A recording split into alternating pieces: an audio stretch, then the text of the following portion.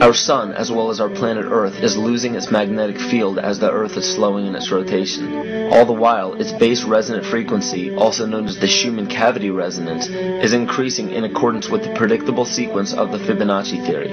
At a cellular level, our bodies respond to an electromagnetic pulse. The ancients called this the sacred circuit.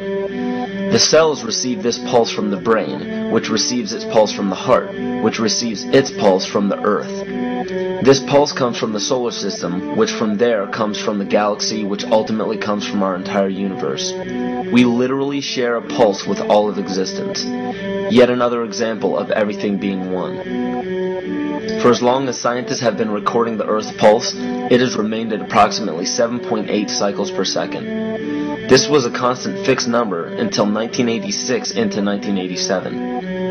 It rapidly began increasing to about 9 cycles per second in 1996. So in one decade, it increased by about 2 cycles per second. By 2012, this pulse will be right around 13 cycles per second, just as the Fibonacci theory indicates. What does this mean for humanity? Just as cymatics has shown that higher frequencies result in more complex patterns, we are now experiencing the beginning of a major shift in both physical and spiritual vibration. It's difficult to understand what exactly will happen to our physical bodies, but ancient scriptures, pagan and monotheistic religions, mystery schools, and secret fraternal orders have all given indications as to what this experience will be like.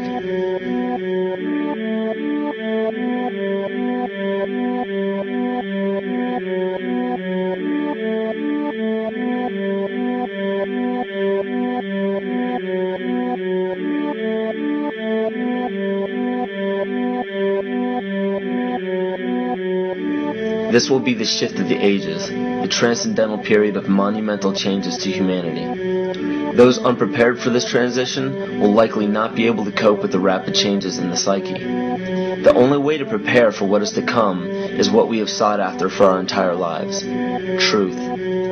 Not the truth about governments, commerce, religions, terrorism, or anything external, but the truth within ourselves, within our psyche and our shadow self.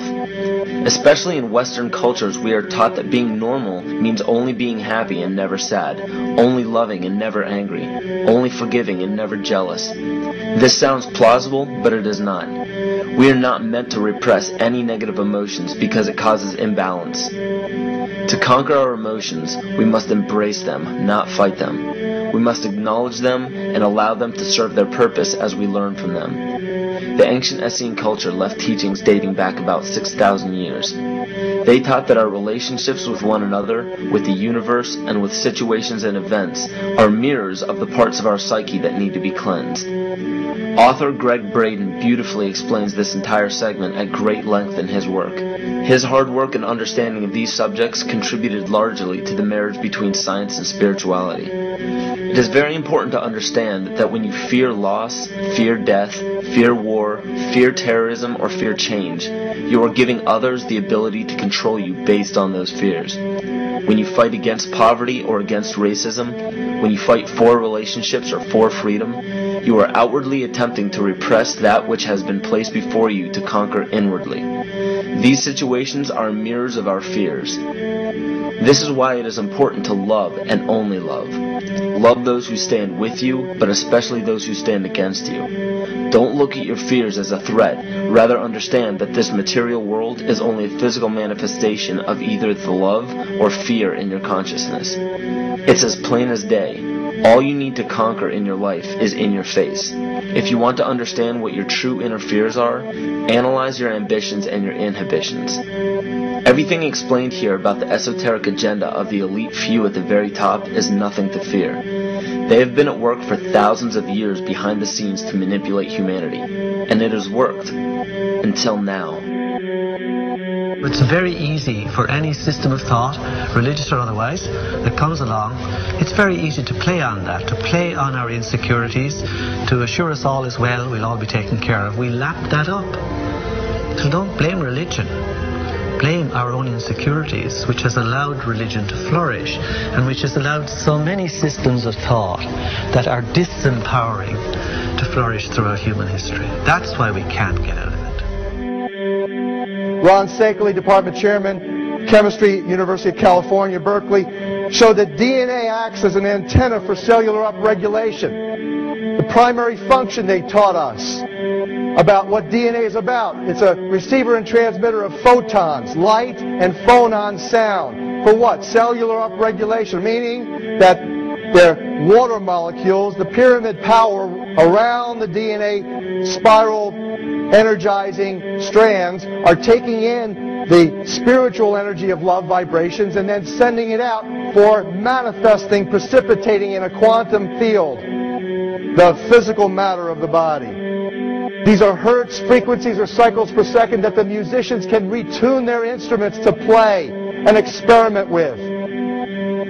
Why? Again, these are the Creator's musical scale, the original solfeggio, buried for 3,000 years in the Bible. So the ancient priests who knew how to levitate the huge stones for the building of the pyramids and the Masonic knowledge that predated ancient Egypt, the ability to have this information, these frequencies, serve the function of creation, destruction, and miracles on behalf of the empowered people who had access to this knowledge. I say that because of this metaphor.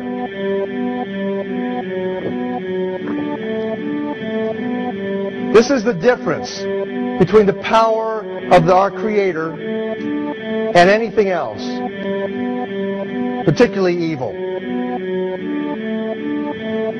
That you can go into a pitch black room full of evil, full of darkness, and light a little candle, and instantly that darkness flees. But you can't do the opposite. You can't go into a well-lit room full of truth and wisdom and righteousness and joy and health and harmony with the universal power. You can't take any amount of darkness and go into that well-lit room and have any effect whatsoever. That is the metaphor which I frequently think of when I think that I'm not empowered. It is the greatest lesson for me, and I think for everybody else, to know that we're on the winning side and that we win in the end.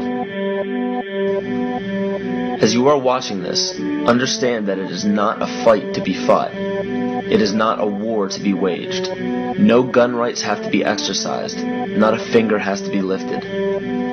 Most people wonder how one person can make a difference. They ask that if all this is so simple and this information is available, why hasn't someone else conquered their fears and changed the world for everyone else? This is the most difficult and beautiful conundrum to our lives.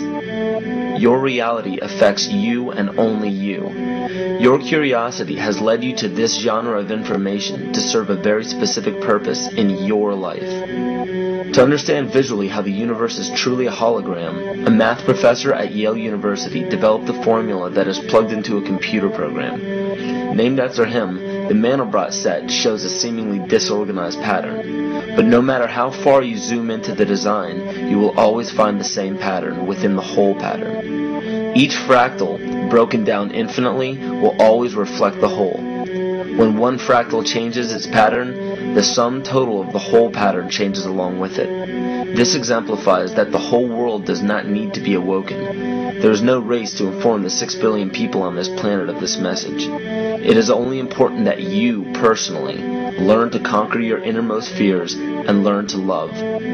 When you see your fears for what they are and master your emotions, then, and only then, will you truly be free.